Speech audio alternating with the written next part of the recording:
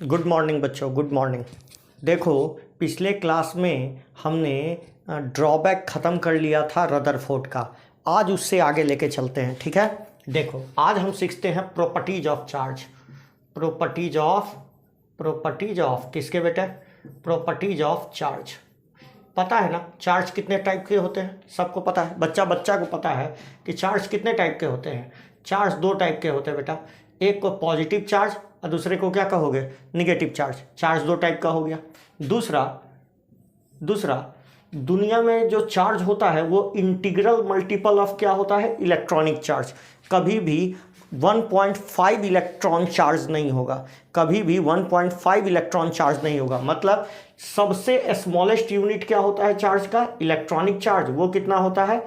1.6 into 10⁻⁻19 coulomb. और n क्या है बेटा? यहाँ इंटीजर। ये कौन दिया था? ये कौन बताया था? बताओ ना, पिछले क्लास में बताए थे मूलिकेन। कौन बताया था कि चार्ज हमेशा इंटीग्रल मल्टीपल ऑफ ई होता है।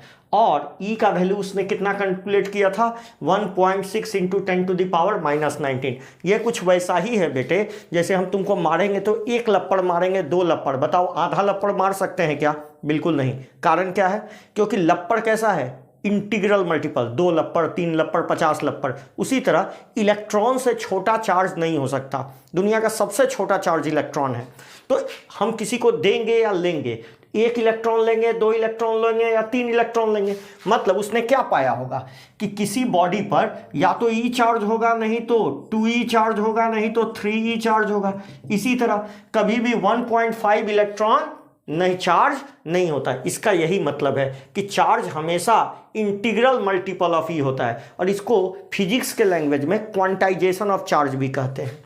आओ तीसरी प्रॉपर्टी सीखें। यदि हम तीसरी प्रॉपर्टी की बात करें कि मान लो दो चार्ज है Q1 और Q2, ये पॉइंट चार्ज है बेटा। आप सीखोगे वहाँ पॉइंट चार्ज और डिस्ट्रीब्यूटेड चार्ज में क्या मतलब है, मगर मेरा काम यहाँ से चल जाएगा। दो चार्ज है Q1 और Q2, r डिस्टेंस पर है, तो फोर्स कितना लग रहा होगा बेटा? KQ1 और Q2 बाय r स्क्वायर। इसको इलेक्ट्रोस्टैटिक फोर्स कहा जाता है बेटा। क्या कहते हैं? Electrostatic force. क्यों इलेक्ट्रोस्टैटिक फोर्स? क्योंकि चार्जेस रुके हुए हैं और ये पॉइंट चार्ज के लिए वैलिड है। इसको कूलम्बिक फोर्स भी कहते हैं, क्योंकि कूलम का फॉर्मूला है कूलम्बिक फोर्स। कौन सा फोर्स बेटा? Coulombic force. इसको कूलम्बिक फोर्स का भी नाम दिया जाता है। तो दो चार्ज के बीच में हमेशा फोर्स कितना लगता है? KQ1 Q2 by r square. अब मेरी बात सुन, यदि यहां पर Q1 और Q2, ध्यान से सुन, Q1 Q2 ये निगेटिव हुआ और ये भी निगेटिव हुआ, या ये पॉजिटिव हुआ ये पॉजिटिव हुआ, हर हाल में फोर्स क्या आने वाला है? 0। क्यों? क्योंकि Q1 Q2 है, प्लस प्लस प्लस ही रहेगा और माइनस माइनस भी प्लस हो जाएगा, इसलिए फोर्स क्या आएगा? 0 से बड़ा। आ गया समझ में? अब मान ले ये Q1 है और ये Q2 है, आपने इसको पॉजिटिव ले लिया और इसको क्या ले लिया? निगेटिव। इसको क्या ले लिया बेटा? अगली बार इसको निगेटिव और इसको क्या ले लिया? पॉजिटिव। तो ये फोर्स कैसा आएगा? लेस देन 0 आ जाएगा। नहीं आ जाएगा, क्योंकि प्लस माइनस क्या होता है? निगेटिव। अच्छा, तो निगेटिव फोर्स से कहने का क्या मतलब? निगेटिव फोर्स का मतलब डायरेक्शन अपोजिट। फोर्स का मैग्नीट्यूड ही होता है, वेक्टर क्वांटिटी है ना, तो माइनस वेक्टर में क्या बताता है? माइनस वेक्टर में डायरेक्शन बताता है। क्लियर? मतलब इसमें क्या हो रहा होगा? इस केस में क्या हो रहा होगा? रिपल्सन, ये बोल सकते हैं। यहाँ क्या हो रहा होगा बेटा? रिपल्सन। और निगेटिव फोर्स का मतलब क्या हो गया? यहाँ क्या हो रहा होगा दोनों चार्ज के बीच में? अट्रैक्शन। आ गया समझ में? क्लियर है? आओ आगे बात करते हैं। यदि अगली बात करें चौथी प्रॉपर्टी की, तो चौथी प्रॉपर्टी हम लिख रहे हैं इलेक्ट्रोस्टैटिक पोटेंशियल एनर्जी। कौन सा एनर्जी? Electrostatic potential energy. क्या लिख रहे हैं बेटा? Electrostatic potential energy. ध्यान से सुनना, इलेक्ट्रोस्टैटिक पोटेंशियल एनर्जी की बात करें दो चार्ज के बीच में, जो चार्ज Q1 है और क्या है? Q2, कितने डिस्टेंस पर रखे हुए हैं बेटा? r डिस्टेंस पर। तो यहां पर पोटेंशियल एनर्जी लिखिएगा KQ1 Q2 बाय r। अच्छा, तुम्हारे दिमाग में आ रहा होगा कि K क्या है? K को कहते हैं बेटा इलेक्ट्रोस्टैटिक कांस्टेंट। इलेक्ट्रोस्टैटिक कांस्टेंट, और इसका अपना वैल्यू होता है। इलेक्ट्रोस्टैटिक कांस्टेंट का अपना वैल्यू होता है और यह वैल्यू फिक्स होता है 1/4 पाई एप्सिलॉन नॉट या फिर इसी को लिखते हैं 9 इंटू 10⁹ न्यूटन मीटर स्क्वायर पर कूलम स्क्वायर। आ गया समझ में? मतलब आपको के का वैल्यू कितना लेके चलना है, 9 इंटू 10⁹। क्लियर हो गया? आइए और आगे बात करते हैं। 9 इंटू 10⁹। अब मेरी बात सुनो। अब यदि हम बात करते हैं पोटेंशियल एनर्जी की, तो पोटेंशियल एनर्जी हमने कितना लिख दिया बेटा, के Q1 Q2 बाय आर, के Q1 Q2 बाय आर। अब जैसा केस फोर्स में बना था वैसा केस इसमें भी बना देते हैं। मान लो Q1 है और ये Q2 है, ये भी पॉजिटिव ये भी पॉजिटिव, मान लो ये भी निगेटिव और ये भी निगेटिव, तो पोटेंशियल एनर्जी कैसा आ जाएगा बेटा, जीरो से बड़ा। यदि पोटेंशियल एनर्जी जीरो से बड़ा आ रहा है, इसका मतलब यदि आपने डिस्टेंस बढ़ाया, डिस्टेंस को बढ़ा दिया, डिस्टेंस को बढ़ाइएगा तो पोटेंशियल एनर्जी क्या हो जाएगा, कम। डिस्टेंस को बढ़ाइएगा तो पोटेंशियल एनर्जी क्या हो जाएगा, कम। और स्टेबिलिटी क्या हो जाएगी, बढ़ जाएगी। क्या हो जाएगा बेटा, स्टेबिलिटी क्या हो जाएगी, बढ़ जाएगी। तो वहीं सोचना, दो पॉजिटिव चार्ज है, उसके दूरी को बढ़ा दीजिएगा तो स्टेबिलिटी क्या हो जाएगी, बढ़ जाएगी, क्योंकि वो तो रिपेल ही कर रहा था एक दूसरे को। तो यदि उनको दूर कर दोगे तो उनकी स्टेबिलिटी क्या हो जाएगी, बढ़ जाएगी। सिमिलरली दो निगेटिव चार्ज है तो उनको भी दूर कर दिया जाए तो उनकी स्टेबिलिटी क्या हो जाएगी, बढ़ जाएगी। ऐसा क्यों बढ़ जाएगी, क्योंकि एनर्जी क्या हो जाएगा, कम हो जाएगा। क्लियर? अब मान लो आपने यही चार्ज है, इसको Q1 और Q2 को, इसको पॉजिटिव रख लिया, इसको निगेटिव रख लिया, इसको निगेटिव रख लिया और इसको क्या रख लिया बेटा, पॉजिटिव। होने वाला क्या है, पोटेंशियल एनर्जी क्या आ जाने वाला है, जीरो से छोटा। जीरो से छोटा का कहने का क्या मतलब, निगेटिव। जीरो से छोटा कहने का मतलब निगेटिव। यदि आर बढ़ाओगे तो पोटेंशियल एनर्जी क्या हो जाएगा बेटा, कम। आर बढ़ाओगे तो पोटेंशियल एनर्जी भी क्या हो जाएगा, बढ़ जाएगा, क्योंकि साइन कैसा आएगा, निगेटिव। निगेटिव में कोई चीज कम होना मतलब बढ़ना होता है। आ रहा है समझ में? तो आर बढ़ाओगे तो पोटेंशियल एनर्जी भी बढ़ जाएगी। पोटेंशियल एनर्जी बढ़ेगा तो स्टेबिलिटी की तो लग गई बेटे, स्टेबिलिटी की तो लग गई। पोटेंशियल एनर्जी स्टेबिलिटी की क्या हो जाएगी, स्टेबिलिटी क्या हो जाएगा स्टेबिलिटी क्या हो जाने वाला है, कम हो जाने वाला है। सवाल है स्टेबिलिटी क्यों कम? सुनो, एक पॉजिटिव चार्ज है, एक निगेटिव चार्ज है, वो तो नजदीक आना चाहेंगे ना, आपने जबरदस्ती उन दोनों को दूर कर दिया यार, तो क्या होगा, स्टेबिलिटी क्या हो जाएगी, कम हो जाएगी। क्लियर? अब मेरी बात सुनो, अगली बात करते हैं, पांचवा बात करते हैं। यदि एक चार्ज, एक क्यू चार्ज को भी पोटेंशियल से एक्सेलरेट करा दें, if A charge is accelerated through potential v, कितने पोटेंशियल से, थ्रू पोटेंशियल v, तो उसमें पोटेंशियल एनर्जी कितना हो जाएगा, U बराबर Q इंटू V। आ रहा है समझ में? इफ चार्ज Q कर लो, if charge Q is accelerated through potential V, तो उसमें पोटेंशियल एनर्जी कितना आ जाएगा, Q टाइम्स ऑफ V। ये सारे फार्मूले याद रखिएगा, ठीक है? दो चार्ज कितने टाइप के, दो टाइप के, एक पॉजिटिव और एक निगेटिव। यदि दो चार्ज रखे हुए हैं, रुके हुए हैं, तो उनके बीच फोर्स कितना लगेगा, के Q1 Q2 by r square. Potential energy कितना लगेगा, के Q1 Q2 बाय आर, के Q1 Q2 बाय आर। दोनों चार्ज यदि पॉजिटिव हुए तो पोटेंशियल एनर्जी पॉजिटिव आएगा, या दोनों चार्ज निगेटिव हुए उस केस में भी पोटेंशियल एनर्जी पॉजिटिव आएगा। यदि ऐसा होता है तो डिस्टेंस बढ़ाने से, यदि आपने डिस्टेंस बढ़ा दिया तो पोटेंशियल एनर्जी क्या हो जाएगा, कम हो जाएगा, तो स्टेबिलिटी क्या हो जाएगी, बढ़ जाएगी। फिर सुनिए, उसके बाद यदि एक पॉजिटिव चार्ज है, दूसरा निगेटिव, या दूसरा पॉजिटिव है, पहला निगेटिव, तो इस केस में पोटेंशियल एनर्जी निगेटिव हो जाएगा। निगेटिव हो जाने का मतलब यदि आपने डिस्टेंस बढ़ाया तो पोटेंशियल एनर्जी भी बढ़ जाएगी। और एनर्जी और स्टेबिलिटी का कैसा संबंध है बेटा, उल्टा का। तो यदि एनर्जी बढ़ गया तो पोटेंशियल एनर्जी यदि बढ़ गया तो स्टेबिलिटी क्या हो गई, कम हो गई। आ गया समझ में? आइए बात करते हैं। ये हो गया बेटा। अब मेरी बात सुनो,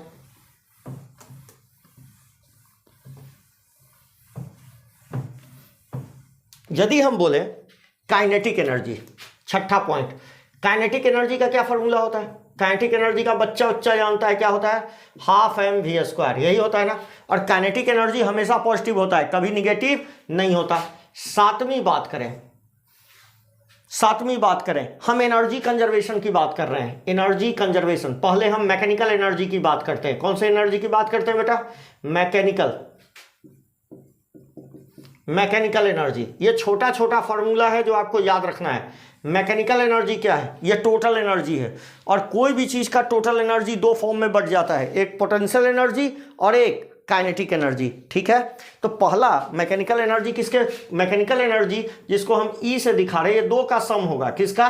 potential energy plus kinetic energy. किसका? मैकेनिकल। इसको हम मैकेनिकल एनर्जी बोल रहे हैं, एमई मैकेनिकल एनर्जी। इसको क्या बोल रहे हैं? Potential energy. और इसको क्या बोल रहे हैं? Kinetic energy. तो मैकेनिकल एनर्जी सम होता है potential energy plus kinetic energy का। ठीक है, अगला बात बोलते हैं आठवां बात क्या बोले? Energy conservation. क्या बोल रहे हैं बेटा? Energy conservation. एनर्जी कंजर्वेशन का मतलब होता है energy neither created not destroyed. Energy को ना बढ़ाया जा सकता है ना खत्म किया जा सकता है। हाँ, एक फॉर्म ऑफ एनर्जी दूसरे फॉर्म में क्या कर जाती है? बदल जाती है।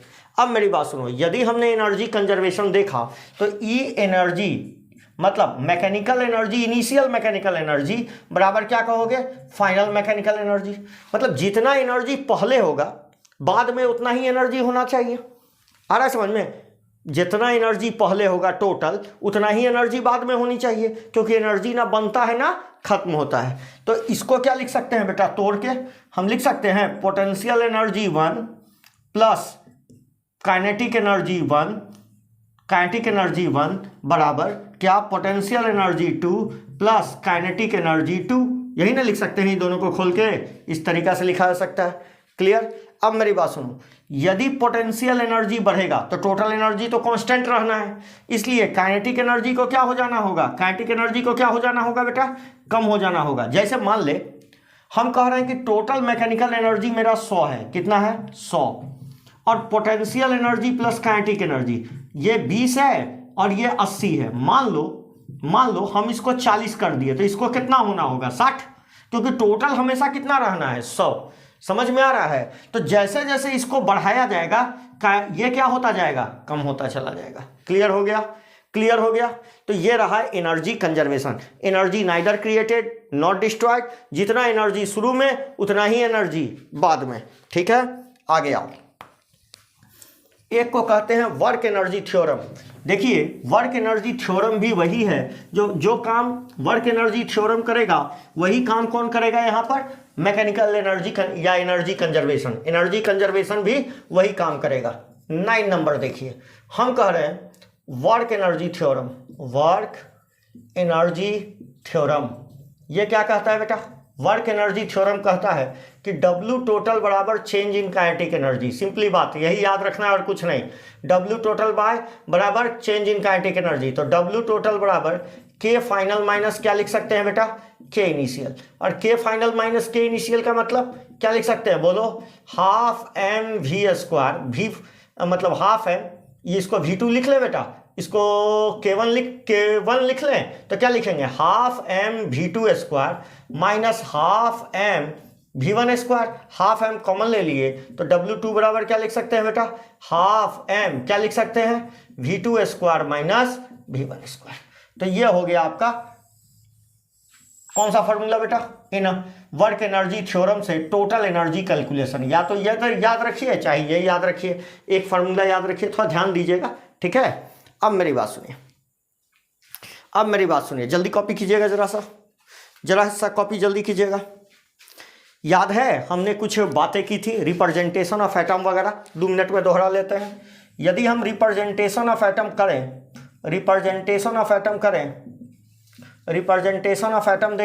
तो इसको शायद एक्स सिंबल से दिखाया गया था। नीचे जेड और ऊपर क्या लिखते थे? ए। इसको क्या कहा गया था? हाँ जी, मास नंबर। और इसको क्या कहा गया था? इसको एटॉमिक नंबर कहा गया था। जैसे ऑक्सीजन 8 हो गया और ये 16 हो गया। बताओ इसमें प्रोटॉन कितने हैं? 8, बहुत अच्छे। इलेक्ट्रॉन कितने हैं? 8, बहुत अच्छे। न्यूट्रॉन कितने हैं? ऊपर से घटा के बता दे, 8। आ गया समझ में? तो ये तो सब तीनों क्या हो गए? इक्वल आ गए। समझ में आ गया? क्लियर हो गया? जैसे एक और एग्जांपल ले लेते हैं बेटा। फास्ट तो नहीं है ना? समझ में आ रहा है ना? अब मेरी बात सुन, यदि हम सोडियम ले लेता हूं, क्या ले लेता हूं, सोडियम 11 है और 23 है, तो इलेक्ट्रॉन कितने हो गए, 11, प्रोटॉन भी कितने हो गए, 11, न्यूट्रॉन कितने हो गए, ऊपर से घटा के बताना है, कितना हो गया, ऊपर से नीचे घटा दो, 12। क्लियर है, आगे आओ। अब मेरी बात सुनो, यदि हम कैलकुलेट करें चार्ज ऑन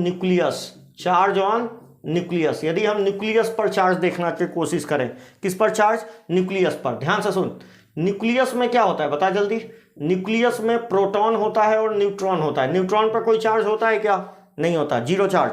तो जो चार्ज बताओ वो किस पर बचा, प्रोटॉन पर। और प्रोटॉन पर कितना चार्ज होता है एक प्रोटॉन पर, E। तो मान लेते हैं एटॉमिक नंबर, मतलब जो एटम सेलेक्ट किए हैं उसका एटॉमिक नंबर क्या है, एटॉमिक नंबर ऑफ एलिमेंट कितना है, मान लेते हैं Z, एलिमेंट का एटॉमिक नंबर कितना है Z।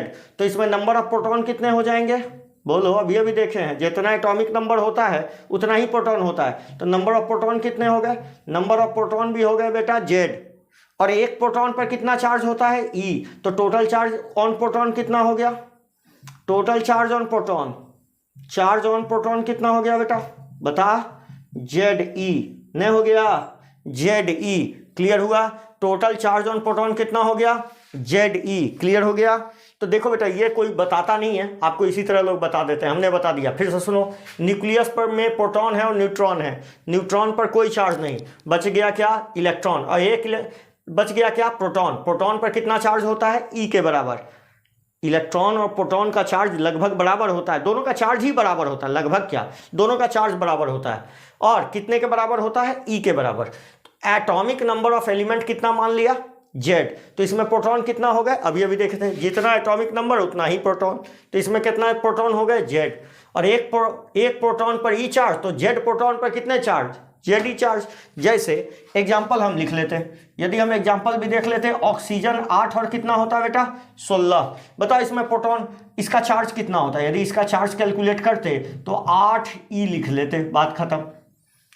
आ गया समझ में, कितना लिख लेते, 8E। क्लियर है, चल अब मेरी बात समझो, यदि हम बात करें चार्ज ऑन, एक बात और कर रहे हैं, ध्यान से सुनो, चार्ज ऑन अल्फा पार्टिकल, एक चीज और यही कैलकुलेट कर लेते हैं, charge on alpha particle, charge on alpha particle.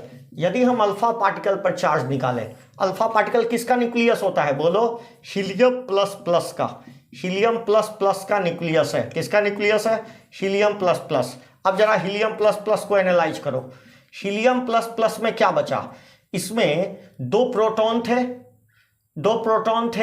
दो और 4 होता है ना बेटा, मतलब इसमें प्रोटॉन कितने हैं बता, इसमें प्रोटॉन तो सर 2 हैं, इलेक्ट्रॉन कितने हैं, इलेक्ट्रॉन कितने हैं, 2 ही होने चाहिए थे मगर दोनों लॉस कर दिया, तो इलेक्ट्रॉन कितने हो गए, 0। और न्यूट्रॉन कितने हो गए, न्यूट्रॉन ऊपर से नीचे घटा के कितना बताएंगे बेटा, 2। तो प्रोटॉन तो 2 है, प्रोटॉन 2 है, ठीक है, और न्यूट्रॉन कितने हैं, 2।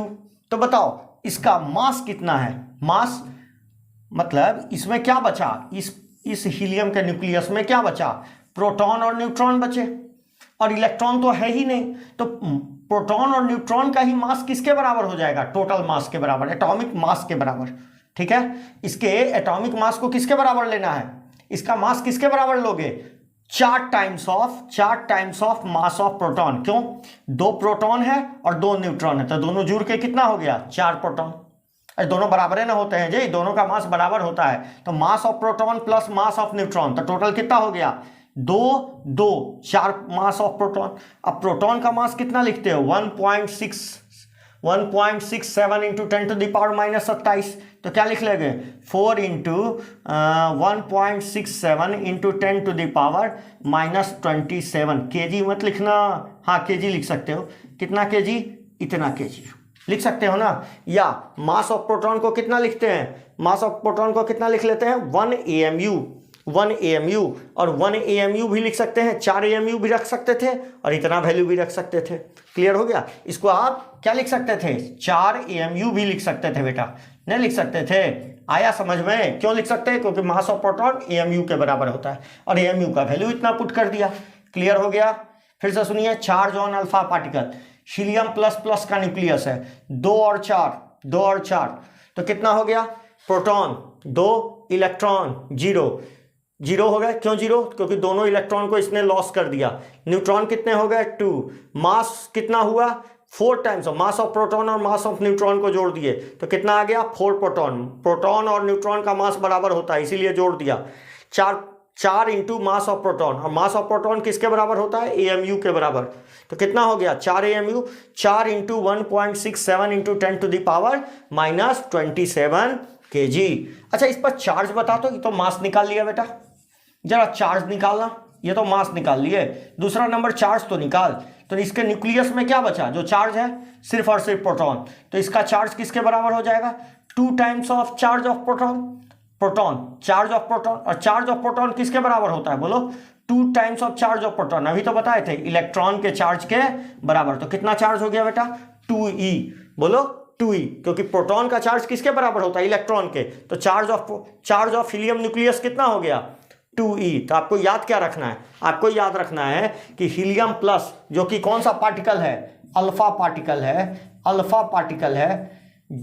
अल्फा पार्टिकल है जिसका मास 4 times of mass of proton होता है और charge 2 times of electronic charge होता है।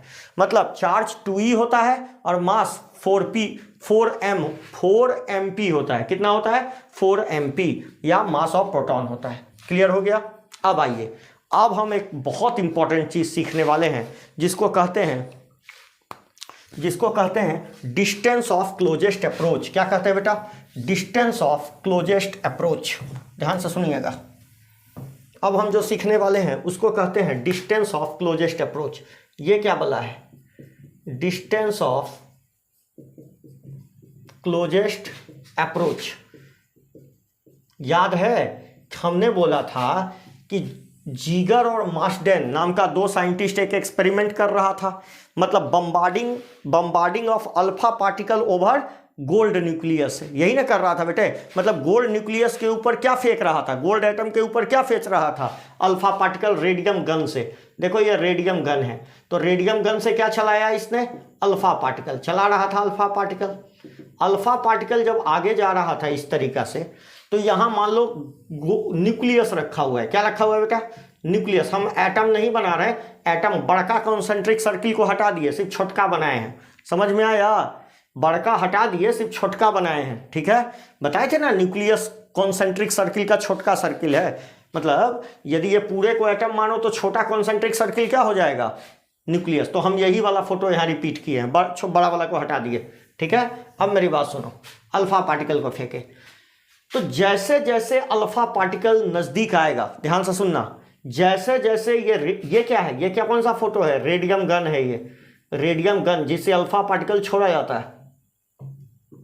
जैसे जैसे ये अल्फा पार्टिकल न्यूक्लियस के क्लोज आएगा, फिर से सुनिएगा, जैसे जैसे ये अल्फा पार्टिकल न्यूक्लियस के क्लोज आएगा, पोटेंशियल एनर्जी क्या होते चली जाएगी, डिस्टेंस क्या होता चला जाएगा, कम होता चला जाएगा। न्यूक्लियस से दूरी क्या होते चली जाएगी, कम होते चली जाएगी। अल्फा पार्टिकल के बारे में बताइए, कितना चार्ज है, +2e, और न्यूक्लियस पर कितना चार्ज बताया गया है, Ze बताया गया है। बेटा रे इसको Q2 मान ले और इसको थोड़ी देर के लिए क्या मान ले, इस Jd को Q1 मान ले। क्या मान ले, कितना चार्ज बताए 2e, अभी कैलकुलेट किया है 2e। तू ही सोच, ये दोनों पॉजिटिव है, दोनों चार्ज पॉजिटिव है, Q2 भी पॉजिटिव और Q1 भी पॉजिटिव। मतलब जैसे तो पोटेंशियल एनर्जी पॉजिटिव आएगा, यदि दोनों चार्ज पॉजिटिव हो तो पोटेंशियल एनर्जी पॉजिटिव आएगा। अब जैसे जैसे ये नजदीक आएगा अल्फा पार्टिकल, इसका डिस्टेंस न्यूक्लियस से क्या होता जाएगा, कम होता जाएगा। समझना, जैसे जैसे अल्फा पार्टिकल को आप फेंकिएगा, अल्फा पार्टिकल चलना शुरू करेगा, तो जैसे जैसे ये न्यूक्लियस के करीब आएगा, इसका डिस्टेंस न्यूक्लियस से क्या होता जाएगा, कम होता जाएगा। यदि डिस्टेंस कम होता चला जाएगा तो पोटेंशियल एनर्जी क्या होता चला जाएगा, बढ़ता चला जाएगा। आ रहा है समझ में, पोटेंशियल एनर्जी क्या होता चला जाएगा, बढ़ता चला जाएगा, क्योंकि इनवर्स का फॉर्मूला है, U बराबर क्या था, KQ1 Q2 by R square, KQ1 Q2 by R, यही था ना बेटा फॉर्मूला। अब देखिए, यदि R घटा, पोटेंशियल एनर्जी क्या हो जाएगी, बढ़ जाएगी, मगर मैकेनिकल एनर्जी को क्या रहना है, कांस्टेंट। इसको क्या रहना है, कांस्टेंट, मैकेनिकल एनर्जी को तो कांस्टेंट, इसीलिए काइनेटिक एनर्जी क्या हो जाएगा बोलो, कम हो जाएगा। काइनेटिक एनर्जी कम हो जाएगा मतलब, काइनेटिक एनर्जी कम हो जाएगा मतलब वेलोसिटी क्या होते जाएगी, कम होते चली जाएगी। तो जैसे जैसे अल्फा पार्टिकल किसकी ओर आएगा, न्यूक्लियस की ओर, उसका स्पीड कम होने लगेगा, स्पीड कम होने लगेगा, और फाइनली एक पॉइंट पर आके ये क्या हो जाएगा, रुक जाएगा। मान लेते हैं इस पॉइंट पर आके ये रुक गया, इस पॉइंट पर आके रुक गया। इस पॉइंट को हम नाम देते हैं 2 पॉइंट। कौन सा पॉइंट, 2 पॉइंट। मतलब इस पॉइंट पर आके मेरा अल्फा पार्टिकल रुक गया, और यहां के बाद चूंकि रिपल्सन होगा, ये अपना डायरेक्शन चेंज करेगा और फिर से पीछे की ओर लौट जाएगा। आ रहा है समझ में, आया ऐसे, ऐसे आया, और जिस समय इसका वेलोसिटी 0 हुआ तो रिपल्सन तो हो ही रहा है, तो रिपल्सन के वजह से ये किधर चल गया, इधर की ओर रुक गया, चला गया। एकदम लॉजिक तैयार रखिएगा, टीचरों को मैं नहीं समझ में आता है कि वो पीछे की ओर क्यों लौटा। ठीक है, अब मेरी बात समझिए, जैसे ये लौटना शुरू किया, हमको पूछता है कि बताइए ये कितना नजदीक चला गया होगा न्यूक्लियस से। मतलब इस डिस्टेंस को हम x0 मान लें, तो ये डिस्टेंस बताइए। इसी x0 को हम कहते हैं बेटा, इसी x0 या r0 जो लिख लो, चूंकि r यूज कर चुके हैं इसलिए हम x0 यूज कर रहे हैं या x यूज कर रहे हैं। इसी x को कहते हैं डिस्टेंस ऑफ क्लोजेस्ट अप्रोच। क्या कहते हैं बेटा, क्लोजेस्ट अप्रोच। इसी को क्लोजेस्ट अप्रोच कहा जाता है, डिस्टेंस ऑफ क्लोजेस्ट अप्रोच। मतलब जैसे जैसे अल्फा पार्टिकल न्यूक्लियस के नजदीक आता जाएगा, इसका स्पीड घटता चला जाएगा, स्पीड घटता चला जाएगा, चूंकि काइनेटिक एनर्जी घटती चली जाएगी और पोटेंशियल एनर्जी बढ़ता चला जाएगा और घटता चला जाएगा, और एक समय आएगा कि ये क्या हो जाएगा बेटा, आके रुक जाएगा। फिर से सुनो, जैसी अल्फा पार्टिकल चलना शुरू करेगा, आर कम होगा, पोटेंशियल एनर्जी बढ़ जाएगी। चूंकि मैकेनिकल एनर्जी को कांस्टेंट रखना है तो काइनेटिक एनर्जी को घटना होगा, और काइनेटिक एनर्जी घटेगी तो वेलोसिटी घटेगा, एक जगह आके 0 हो जाएगा। अब देखो एक पॉइंट और सेलेक्ट करते हैं जहां से ये अल्फा पार्टिकल चलना शुरू किया। मान लो ये अल्फा पार्टिकल यहां से चलना शुरू किया, ध्यान से, अल्फा पार्टिकल, इस पॉइंट को 1 मान लेते हैं। देखो 1 माना, क्या माना, 1, और इस पॉइंट को क्या माना था, 2 माना था। ध्यान से, इस पॉइंट को 1 और ये पॉइंट को 2। अब मेरी बात सुनो, इस डिस्टेंस को हम इन्फिनिटी कंसीडर कर लेते हैं। आर इक्वल टू यहां पर क्या कंसीडर कर लेते हैं, इन्फिनिटी। तो कहोगे वाह सर, इन्फिनिटी का क्या मतलब है आपसे, इन्फिनिटी का अनंत से फेंका जा रहा है, अनंत का तो कोई डेफिनेशन ही नहीं है। अनंत का यहां मतलब है बेटा, जिस समय न्यूक्लियस का फोर्स इस पर ना लगे। मतलब समझ रहे हैं, अरे चुंबक है, मान लो चुंबक है तो कुछ दूर तक ना वो फोर्स लगा के खींचता है। यदि उसके क्षेत्र से दूर रख दे तो क्या उसको खींचेगा, नहीं खींचेगा। तो वो उस चुंबक के लिए क्या हो गया, इनफाइनाइट। उसी तरह एक चार्ज रख दें तो चार्ज कुछ दूर तक किसी को खींचेगा या ढकेल देगा, खींचेगा कब बताओ, एक पॉजिटिव हुआ एक निगेटिव हुआ तो खींच लेगा, एक पॉजिटिव हुआ दूसरा भी पॉजिटिव हुआ तो ढकेल देगा। मगर ध्यान से समझो, यदि एक डिस्टेंस के बाद रख दें, मतलब जहां तक उसका फील्ड है उसके बाद रख दें, तो क्या उसको अट्रैक्ट करेगा या उसको ढकेलेगा, बिल्कुल नहीं ढकेलेगा। क्यों, क्योंकि वो उसके फील्ड के बाहर है। तो वो जो डिस्टेंस है इस चार्ज के लिए क्या कहलाएगा, वो जो डिस्टेंस है, जिस डिस्टेंस पर इसका फील्ड काम नहीं कर रहा है, वो डिस्टेंस क्या कहलाएगा, इनफाइनाइट डिस्टेंस। समझ में आ गया, कोई दिक्कत, तो ये इसके लिए इनफाइनाइट है। यदि ये इनफाइनाइट है तो अभी देखें पोटेंशियल एनर्जी का फार्मूला K/Q1 Q2/R। यदि हम यहां R इनफाइनाइट पुट कर दिए बेटा तो पोटेंशियल एनर्जी U1 बराबर क्या हो जाएगा, 0 हो जाएगा। पोटेंशियल एनर्जी U1 तो निपट गया, क्यों, क्योंकि इनफाइनाइट पुट किए, कोई भी चीज में इनफाइनिटी से भाग दोगे वो 0 हो जाएगा भाई। ठीक है, अच्छा, चूंकि इस अल्फा पार्टिकल को फेंक रहे हैं तो यहां हम इसका वेलोसिटी V अल्फा मान लेते हैं। तो काइनेटिक एनर्जी कितना लिख लेंगे बेटा, यहां पर K1 कितना लिख लेंगे, बोलो, 12m अल्फा V अल्फा का स्क्वायर लिख लिया। मतलब m अल्फा V अल्फा का स्क्वायर यहां से चल रहा है। अब बताओ 2 पॉइंट पर, बोलो 2 पॉइंट पर जब ये पहुंचा तो इसकी वेलोसिटी क्या हो गई, V2 क्या हो गई, बोलो 0। तो काइनेटिक एनर्जी भी क्या हो गया, K2 बराबर क्या हो गया, क्योंकि 12m V² लिखते हैं। ठीक है, अब यहां से यहां तक का डिस्टेंस कितना लिखा हुआ है, बोलो कितना लिखे हैं, x। तो यहां पर पोटेंशियल एनर्जी 2 कितना हो गया, बोलो, K/Q1 Q2/R। R के जगह क्या रख लें बेटा, x। यही ना आर है, तो आर की जगह यही न्यूक्लियस से दूरी है, तो यहां क्या लिख लें बेटा, एक्स। यही एक्स हमको फाइंड करना है। अब मेरी बात सुनो, यदि हम यहां और यहां मैकेनिकल एनर्जी कंजर्व कर दें, कौन सा एनर्जी कंजर्व कर दें, मैकेनिकल एनर्जी, क्योंकि energy neither created not destroyed, आ रहा है समझ में। तो यदि हम पॉइंट 1 और पॉइंट 2 पर क्या लगा दें, energy conservation, applying energy conservation, energy conservation at point 1 and 2, 1 and 2, 1 और 2 पर एनर्जी कंजर्वेशन लगा दिया। यदि हमने एनर्जी जैसी कंजर्व किया तो हम क्या लिख सकते हैं, कौन सा energy, total energy, mechanical energy, E1 बराबर क्या लिख लिया बेटा, E2। E1 का मतलब बोलो, kinetic energy 1 plus potential energy 1 बराबर kinetic energy 2 plus potential energy 2। ठीक है, इधर वाला इरेज कर रहे हैं, देखो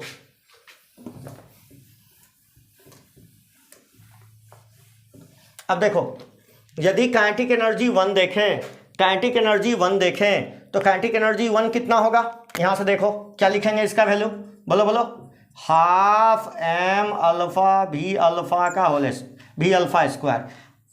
पोटेंशियल एनर्जी इनिशियल कितना है, 0, ये कितना है 0, और ये कितना लिखोगे, हाँ जी, के Q1 Q2 बाय के Q1 Q2 बाय एक्स।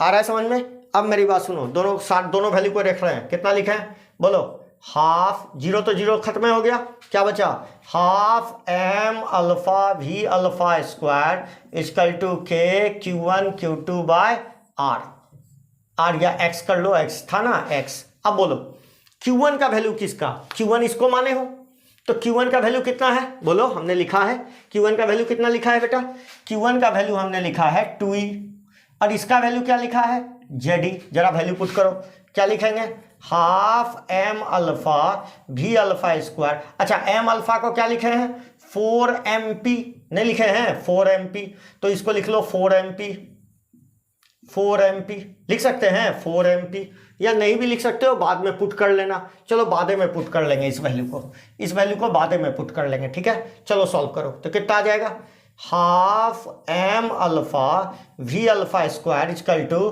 के 2E ZE अपॉन एक्स। जरा इसको 2 को इधर ले आओ, x को इधर ले आओ, ये दोनों को नीचे कर लो, देखो x को इधर ला रहे, एम अल्फा भी अल्फा स्क्वायर को नीचे और 2 को इधर, बताओ क्या हो जाएगा, बोलो, x इक्वल टू कितना बेटे, ई दोनों को गुना कर लो, कितना हो जाएगा, ई इंटू ई स्क्वायर, 2 गुना 2 4, तो 4 के जेड ई स्क्वायर। समझ में आया कि नहीं, देखो 2 है, ई इंटू ई स्क्वायर, एगो बच गया जेड, और के लिख दिया, और 2 2 जा कितना हो गया बेटा 4। नीचे आओ, क्या लिखेंगे, एम अल्फा भी अल्फा स्क्वायर, चाहो तो इसका वैल्यू पुट कर सकते हो, तो क्या आ जाएगा, x इक्वल टू 4 के Z E square upon 4mp लिख सकते हो, इंटू वी अल्फा स्क्वायर, 4 से 4 काट लेना, कितना आ गया, के Z E square by mp into V alpha square. लिख सकते हो बेटा, लिख सकते हो। अब मेरी बात सुनो, जैसे जैसे वी अल्फा बढ़ाओगे x का वैल्यू क्या होता चला जाएगा, कम होता चला जाएगा। जैसे जैसे वी अल्फा बढ़ाओगे, ध्यान से सुनना, तो काइनेटिक एनर्जी भी क्या होती चली जाएगी, काइनेटिक एनर्जी भी क्या होती चली जाएगी, बढ़ती चली जाएगी। काइनेटिक एनर्जी यदि बढ़ती चली जाएगी तो x का वैल्यू क्या होता चला जाएगा, कम होता चला जाएगा। कहने का क्या मतलब है, यदि आपने बहुत तेज रफ्तार से इनिशियल पॉइंट से रेडियम गन से अल्फा पार्टिकल को छोड़ा, बहुत हाई स्पीड से छोड़ा, तो वो ज्यादा न्यूक्लियस के क्लोज, मतलब यहां नहीं रुकेगा और नजदीक आ जाएगा। आ रहा है समझ में, और नजदीक आके रुकेगा। कारण क्या है, क्योंकि इसका स्पीड ज्यादा है। यदि स्पीड देखो ना, ये क्वांटिटी यदि ज्यादा होगी तो ये क्वांटिटी क्या हो जाएगा, कम हो जाएगा। आ गया समझ में, क्लियर की ऑल क्लियर, क्लियर की ऑल क्लियर, बोलो क्लियर की ऑल क्लियर, क्लियर हुआ, क्लियर है। तो अब मान लो तुमको अल्फा वगैरह दे दे, वेलोसिटी बता दे, तो क्या x निकाल सकते हो? बिल्कुल निकाल सकते हैं। तो मान लेते हैं एक क्वेश्चन भी हम क्रिएट कर देते हैं इसी तरह का। मान लो कि कॉपर का न्यूक्लियस है। किसका न्यूक्लियस है? कॉपर का। तो कॉपर का कितना होता है? 29। जेड बराबर कितना होता है? 29। कहता है अल्फा जो रे है वो 2 × 10⁻, अल्फा पार्टिकल का V alpha equal to 2 × 10⁵ metre per second से फेंका गया। बताओ डिस्टेंस ऑफ क्लोजेस्ट अप्रोच कितना होगा? डिस्टेंस ऑफ क्लोजेस्ट अप्रोच कितना होगा? निकालो। कैसे निकालोगे? क्या फॉर्मूला लगाते हैं? x इक्वल टू अभी सीखे हैं kZe² bye mass of proton into V alpha square. सारा वैल्यू रख दो। 9 × 10⁹ इंटू जेड का मतलब 29 ई का वैल्यू 1.6 × 10⁻⁻19 का whole square divided by mass of proton कितना होता है? हाँ जी सिखा चुके हैं। 1.67 × 10⁻⁻27 इंटू 2 × 10⁵। और जो भी आंसर आएगा वो किस में आएगा? मीटर में। किस में आएगा बेटा? मीटर में। समझ में आ गया? इसको सॉल्व कर लेना, जो आएगा वो मीटर में आंसर आएगा। क्लियर? तो आज के लेक्चर में हम यहाँ तक सीखे, ठीक है। हमने डिस्टेंस ऑफ क्लोजेस्ट अप्रोच निकालना सीखा। अगले लेक्चर में हम सीखेंगे इलेक्ट्रोमैग्नेटिक वेव। क्या सीखेंगे बेटा? Electromagnetic wave. Thank you.